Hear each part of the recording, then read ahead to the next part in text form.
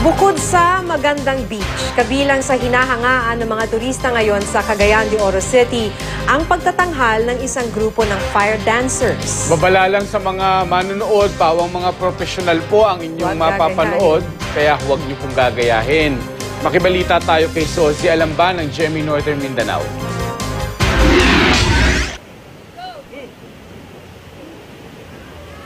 Kung marami ang takot sa apoy, ang mga mananayaw na ito sa Cagayan de Oro City, mahilig naman sa apoy. Sila ang mga fire dancer ng lungsod na mas kilala sa tawag na El Fuego Fire Dancers.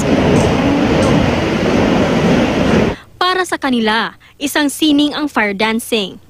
Ang kanilang galing, hinahangaan hindi lang ng mga local tourist, kundi maging ng mga banyaga.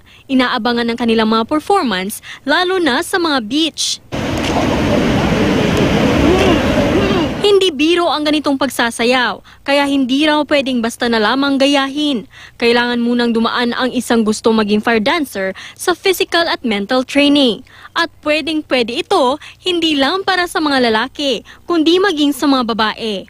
Physically, kay ma-exercise man ang imong muscles, especially sa braso. And mentally, kay lisod mangkod kung dili nimo timan-an ang mga routines. Especially ang sayo na sa tanawon, pero pag ikaw na nakadira, maglisod ka. Mahadlok na of course, but if you are really determined to do something, then wala, okay ra siya. Oras na matuto, hindi na raw makararamdam ng hirap ang isang fire dancer, lalo na kung napapasaya niya ang mga manunood. Makidunggan ako ang ilang mga palakpak, so pinaka-the best na siya nga, dili siya mabayran o pila ka kantidad. At ang sekreto raw para maging matagumpay na fire dancer, disiplina at determinasyon. As long as you can perform, you can communicate to the audience, you can do some shape, the colors, and you can be a fire dancer. Sozi Alamban, Nagbabalita, Pilipinas.